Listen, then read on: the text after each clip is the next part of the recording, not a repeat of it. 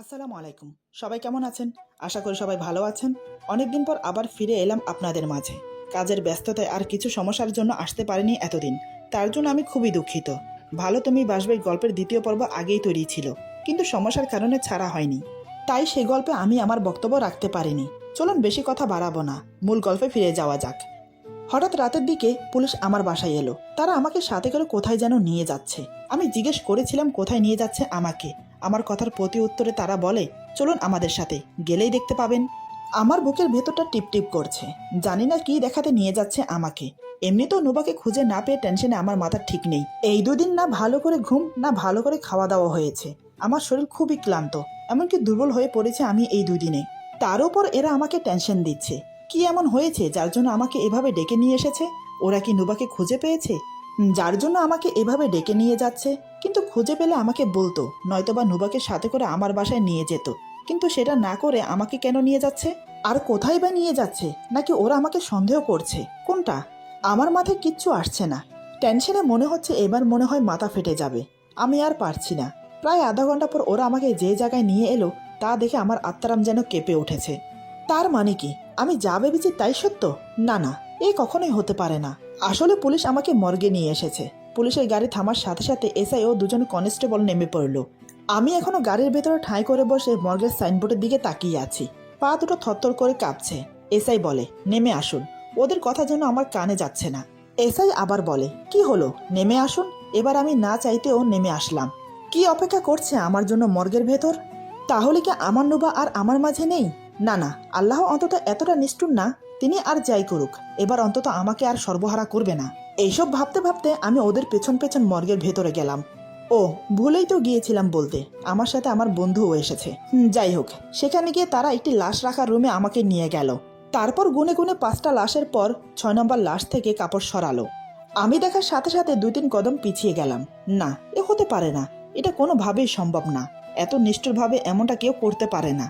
আসলে আমি দেখতে পাই সিটে যে লাশ হয়ে শুয়ে আছে সে আর কেউ নয়, নুবা।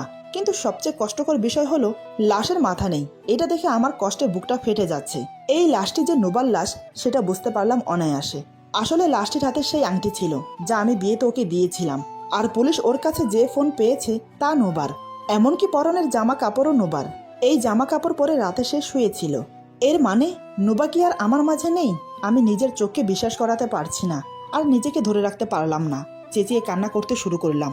আমি কান্না করতে করতে বললাম, এটা কি করে হয়ে গেল? কেন আমার সাথে বারবার এমন হয়?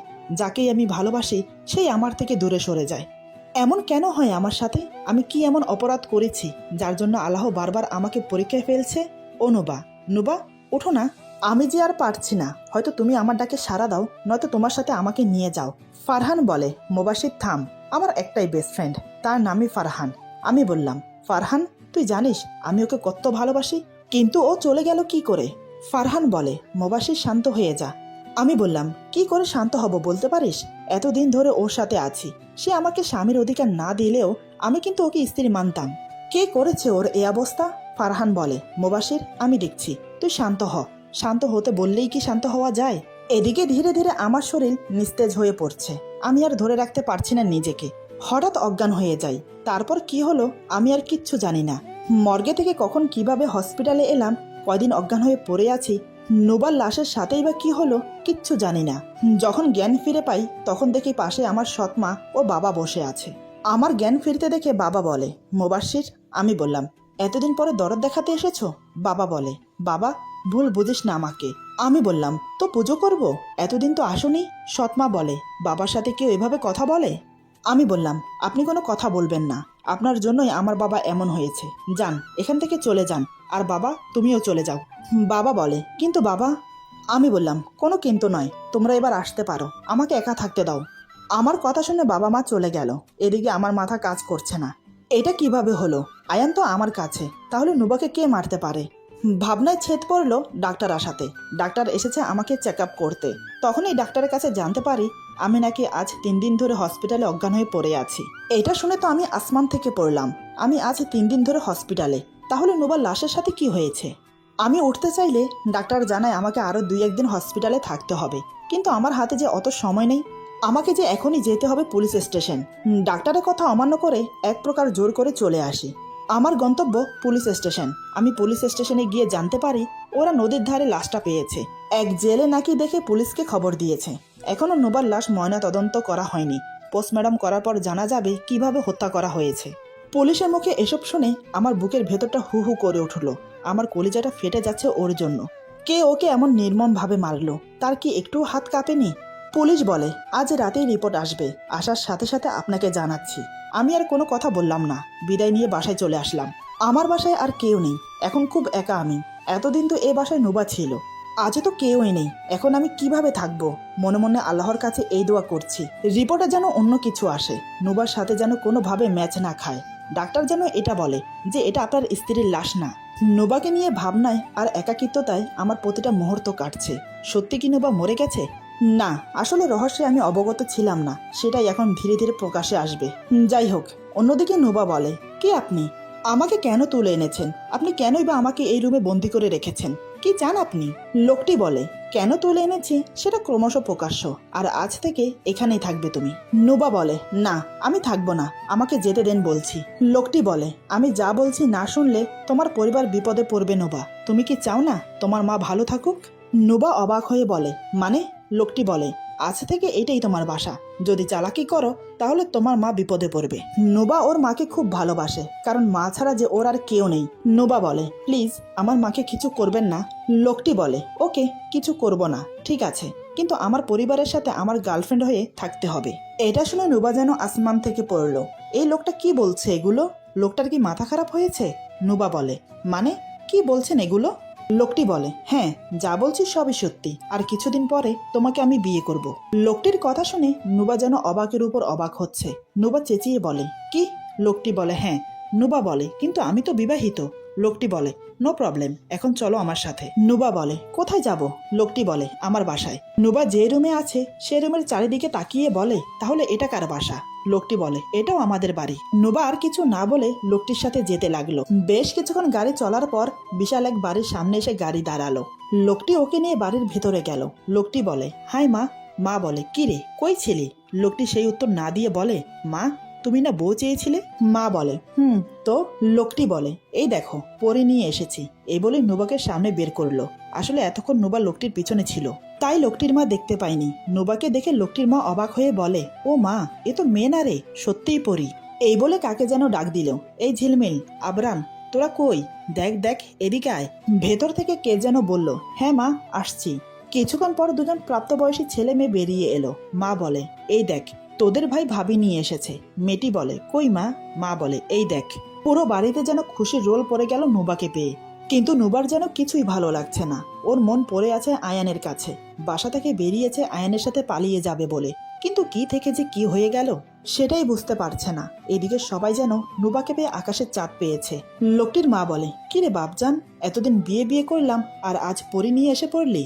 লোকটি বলে, আসলে মা ওর বাসা থেকে মেনে নিচ্ছিল না, তাই ও চলে এসেছে। লোকটির মা বলে, এ মা দাঁড়া, আমি ওকে বোঝাচ্ছি। অপরদিকে আমি যেন পাগলের মতো হয়ে যাচ্ছি, রাস্তায় রাস্তায় ঘুরছি। নুবার খুনিকে আমি পেলে মেরেই ফেলবো। সবার ধারণা মতে নুবা মারা গেছে, কিন্তু আমার মতে না। কারণ আমি পুলিশের থেকে খোঁজ নিয়ে সেই জেলের কাছে যাই। সেখানে গিয়ে জানতে পারি লাশ নাকি পড়েছিল রাতের দিকে।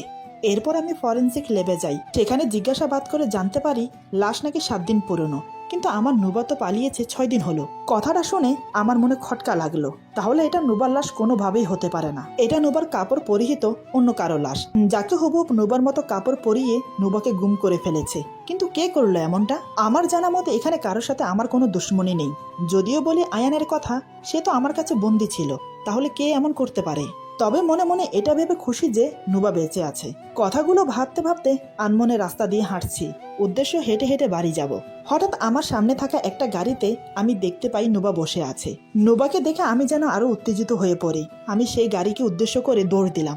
খুব দ্রুত যাচ্ছি, যতই কাছে যাচ্ছি আমার মন আর মানছে না। সেই গাড়ির খুব কাছে চলে গেলাম, কিন্তু যখন গাড়ির কাছে গিয়ে আমি গাড়ির দরজা খুলি, তখন সেখানে নুবাকে দেখতে পাই না।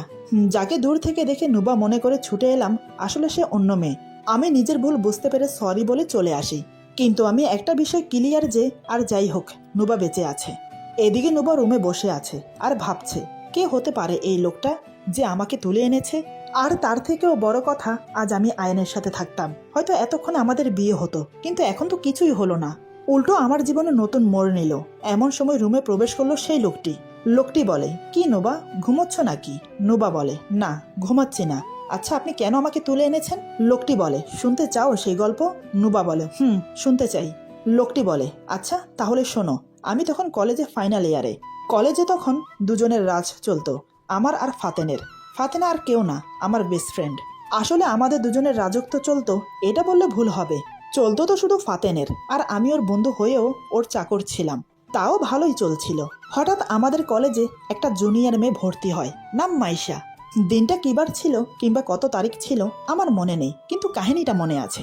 Going to the past. আমি বললাম, এই ফাতেন। ফাতেন বলে, হ্যাঁ বল। আমি বললাম, দোস্ত আজ ক্রিকেট ম্যাচ আছে। ফাতেন বলে, কাদের সাথে? আমি বললাম, আরে ওই যে এম্পায়ার টিমের সাথে। ফাতেন বলে, আমি আসতে পারবো না, তুইই যা। আমি বললাম, ফাতেন আমরা হারতে পারি, তুই না খেললে। ফাতেন বলে, আরে যা তো। আমি ওর কথা শুনে চলে আসি। আসার সময় হঠাৎ দেখি কলেজের গেট দিয়ে অনেকগুলো মেয়ে মাঠের দিকে যাচ্ছে। আমাদের কলেজের একটা নিয়ম ছিল যে যদি কোনো ক্রিকেট ম্যাচ হতো সব জুনিয়ররা যেত। সেখানেই যাচ্ছিল মেয়েগুলো, তাদের মাঝেই ছিল একজন মাইশা। আমি না চাইতেও মুখ দিয়ে ওয়াও শব্দটা বেরিয়ে আসে।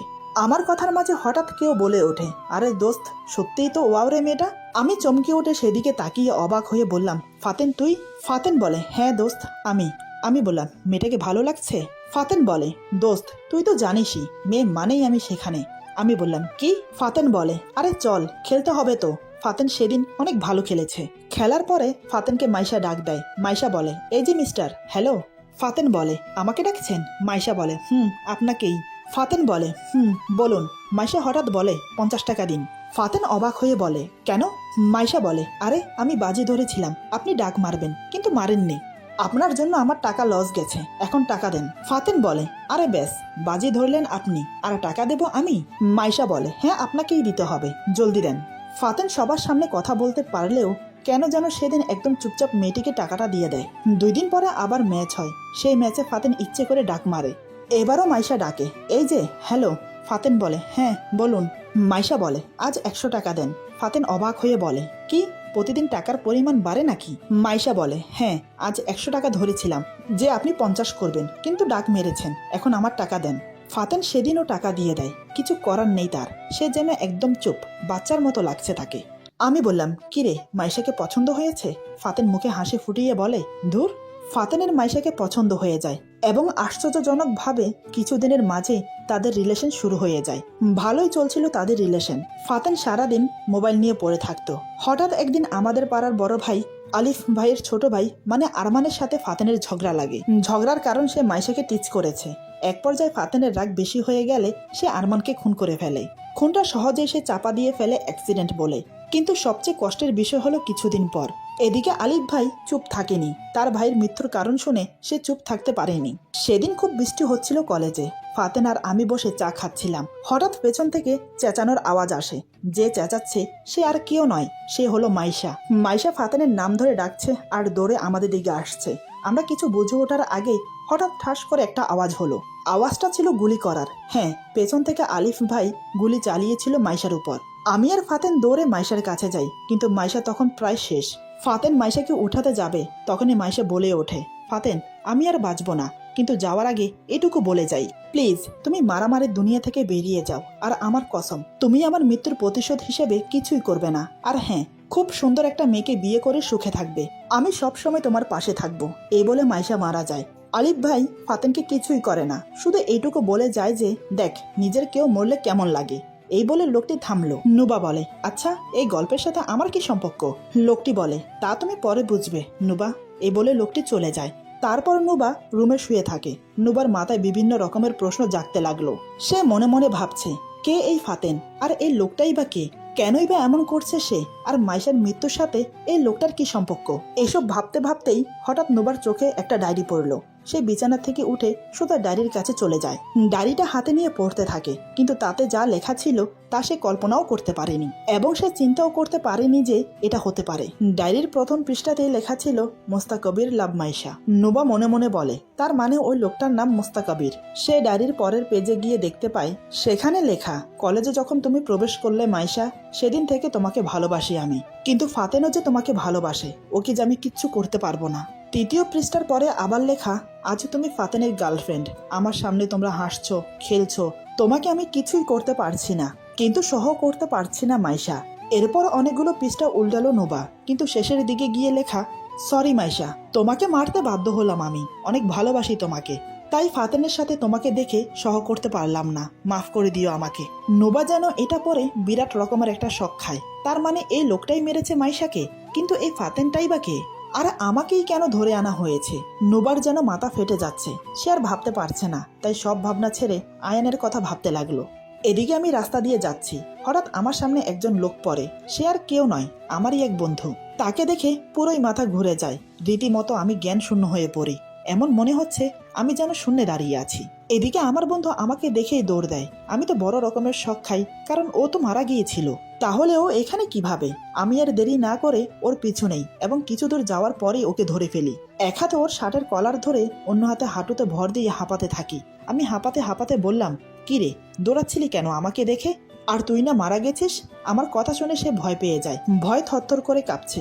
দু হাত জোর করে সে বলে, ভাই ভাই, আমাকে ক্ষমা করে দে। আমি বললাম, কি করেছিস তুই বল? সে বলে, আসলে ভাই, তারপর আমাকে আমার বন্ধু এমন কিছু বলে যা শুনে আমার মাথা খারাপ হয়ে যায়। এই কি করে সম্ভব? এদিকে মোস্তাকাবিরের মা নুবার সাথে তার বিয়ের সব প্রস্তুতি নিয়ে ফেলেছে। এসবের মধ্যে নুবা মন খারাপ করে বসে আছে। কি থেকে কি হয়ে যাচ্ছে। প্রেম করেছে একজনের সাথে, তার সাথে বিয়ে না হয়ে হলো অন্যজনের সাথে। তারপর তাকে ছেড়ে যখন নিজের ভালোবাসার মানুষের কাছে পালিয়ে যেতে চাইলো, তখন অন্য একজন ছো মেরে তুলে নিয়ে আসে এবং ব্ল্যাকমেল করে বিয়ে করছে। সবকিছু এত তাড়াতাড়ি হয়ে যাচ্ছে যে নুবা কিছুই করতে পারছে না। এত কিছুর মধ্যেও একবারের জন্য আমার কথা তার মনে পড়েনি। নানান ভাবনায় মগ্ন নুবা। এটা দেখে মোস্তাকাবিরের মা বলে, কি রে মা, তোর মন খারাপ লাগছে? নুবা বলে, না আন্টি, তেমন কিছু না। মোস্তাকাবিরের মা বলে, আরে মা বলেই ডাকতে পারো আমাকে, আর দুদিন পরেই তো আমার বোমা হবে। আর হ্যাঁ, তোমার মা বাবাকেও আমরা মানিয়ে নেব। এই বলে মোস্তাকাবিরের মা চলে গেল। বাড়ির সবাই বিয়ের প্রস্তুতি নিচ্ছে, আর নুবা শুয়ে শুয়ে আয়ানের জন্য কাঁদছে। আজ হয়তো সে আয়ানের কাছে থাকতো, কিন্তু আয়ানের কি আমার কথা একটুও মনে পড়ছে না? নুবা কাঁদছে, কিন্তু সেই কান্না তো আয়ানের কান পর্যন্ত পৌঁছচ্ছে না। আমি অনেক আগেই আয়ানকে ছেড়ে দিয়েছি। আমার মতো সেও জেনে গেছে যে নুবা মারা গেছে। এরপর আর তাকে দেখা যায়নি। আজ নুবা আর মোস্তাকাবিরের বিয়ে, সবাই খুব খুশি। মোস্তাকাবিরের বোন বলে, কি ভাবি, তুমি রেডি হচ্ছ না কেন? চলো আমি রেডি করিয়ে দেই তোমাকে। তারপর নুবার হবু ননদ ইরা নুবাকে রেডি করছে। পার্লার থেকেও লোক আসা শুরু হয়ে গেছে। সবাই মিলে নুবাকে সাজাতে লাগলো। সব সাজগোজ শেষ করে নুবাকে নিয়ে বসিয়ে দিল মোস্তাকাবিরের সামনে। নুবাকে দেখে মোস্তাকাবির যেন চোখ সরাতে পারছে না। ওর সামনে কোনো মনুষ্য নয়, যেন স্বর্গের কোনো হুর বসে আছে। সবার মুখে মুখে নুবার রূপের প্রশংসা চর্চা হচ্ছে। এদিকে কাজী সাহেবও বসে আছেন। এখন বিয়ে পড়ানোর পালা। এমন সময় হঠাৎ সদর দরজা দিয়ে কেউ প্রবেশ করলো বাড়ির ভেতর। সে আর কেউ নয়, আমি হলঘরে প্রবেশ করে বললাম, থামুন মিস্টার ফারহান মোস্তাকাবির ওরফে নীল সাহেব। মোস্তাকাবির পেছন থেকে কারো মুখে নিজের পুরো নাম শুনে হকচকিয়ে পেছনের দিকে তাকায়। তাকিয়ে আমাকে দেখে সে অবাক হয়ে যায়। বিস্ফারিত চোখে তাকিয়ে থেকে আমতা আমতা করে বলে, ফাতেন তুই? এদিকে আমার চোখ নুবার দিকে আটকে গেল। মোস্তাকাবির আর নুবা একসাথে বসে আছে। এইটা দেখে যেন আরো মাথায় আগুন উঠে গেল। এদিকে নুবা মোস্তাকাবিরের মুখে আমার নাম ফাতেন শুনে বড় ধরনের একটা ঝাটকা খায়। আমি বললাম, হ্যাঁ আমি ফাতেন মোবাশ্বির ইসকাম। নুবার মাথায় কিছুই কাজ করছে না। নুবা মনে মনে বলে, কি হচ্ছে এটা? কাহিনী কি? মোবাশ্বিরই হলো তাহলে ফাতেন, কিন্তু এত কিছু কেন হলো? আমাকে কেন কিডন্যাপ করা হলো? ওর মাথায় যেন কিছুই আসছে না। আমি বললাম, আমার বউকেই বিয়ে করছো বন্ধু, আর আমাকেই দাওয়াত দিলা না? মোস্তাকাবির বলে, ফাতেন দেখ। আমি বললাম, দেখা দেখি টাইম নেই, তুই তো সেই নিচরে। মোস্তাকাবির বলে, তোর থেকে কমই আছি। আমি বললাম, আমি কি করেছি? মোস্তাকাবির বলে, কি করেছিস তুই? আমার ভালোবাসাকে কেড়ে নিয়েছিস তুই ফাতেন, আমার জীবন নরক বানিয়ে দিয়েছিস। আমি বললাম, ও তাই? মোস্তাকাবির বলে, হ্যাঁ, তোর জন্য আমি নিজের ভালোবাসাকে নিজের হাতে মেরেছি। আমি বললাম, ভুল বললি তুই। আমি তোর ভালোবাসাকে কেড়ে নেইনি, বরং তুই আমার ভালোবাসাকে কেড়ে নিয়েছিস। তাকে সারা জীবনের জন্য এই পৃথিবী থেকে সরিয়ে দিয়েছিস। তুই খুব ভালো করেই জানিস মাইশা আমাকে ভালোবাসে, আর আমি মাইশাকে ভালোবাসি। মোস্তাক আবির বলে, মাইশাকে আমি প্রথম দেখাতেই ভালোবেসে ফেলেছি। তুই যদি মাঝে না আসতি তাহলে হয়তো মাইশা আমার হতো। আমি বললাম, কই, তুই তো কখনো বলিসনি তুই মাইশাকে পছন্দ করিস। মোস্তাক আবির বলে, বললে কি করতি, আমাকে দয়া করতি, আমি তোকে জীবনেও ক্ষমা করব না। আমি বললাম, তুই আমাকে কি ক্ষমা করবি, আমি তোকে কোনোদিনও মাফ করব না। ফারহান মোস্তাক আবির নীল, সবসময় আমার কাছ থেকে আমার সব খবর শুনলি, আর সুযোগ বুঝে আমার বউকেও তুলে নিলি। মোস্তাক আবির বলে, হ্যাঁ হ্যাঁ, সব আমার প্ল্যান ছিল। তুই নতুন করে ভালোবাসতে শিখেছিস, নতুন কাউকে ভালোবাসবি, সুখে থাকবি, তা আমি হতে দেব জীবনেও না। তাই আমি নুবাকে কিডন্যাপ করি। তুই যেমন আমার ভালোবাসাকে কেড়ে নিয়েছিলি, তাই আমি তোর ভালোবাসা কেড়ে নিয়েছিলাম, আর নুবার লাশ বানিয়ে আরেকজনের লাশ রেখে দেই, যাতে দুনিয়া নুবাকে মৃত ভাবে আর ও আমার থাকে। আমি মুচকি এসে বললাম, কিন্তু তুই ফেল, এখন তোকে মরতে হবে। মোস্তাক আবির বলে, আমি মরবো? এ বলে হো হো করে হেসে ওঠে। আমি বললাম, হ্যাঁ এই দেখ। এই বলে আমি সোজা গিয়ে ফারহানের গলায় ছুরি ধরি। আমি বললাম, খুব কষ্ট দিয়েছিলি না আমার মাইশাকে, এখন দেখ আমি কি করি তোর সাথে। এই বলে সোজা ফারহানের গলায় চাকু একটু বিধিয়ে দেই, তাতেই মোস্তাক আবির ছটফট করে উঠল। আমি বললাম, কি রে, খুব কষ্ট হচ্ছে তাই না? তার চেয়েও বেশি কষ্ট পেয়ে মরেছিল আমার মাইশা। এমন সময় হঠাৎ বাইরে থেকে পুলিশ এন্ট্রি করে ভেতরে।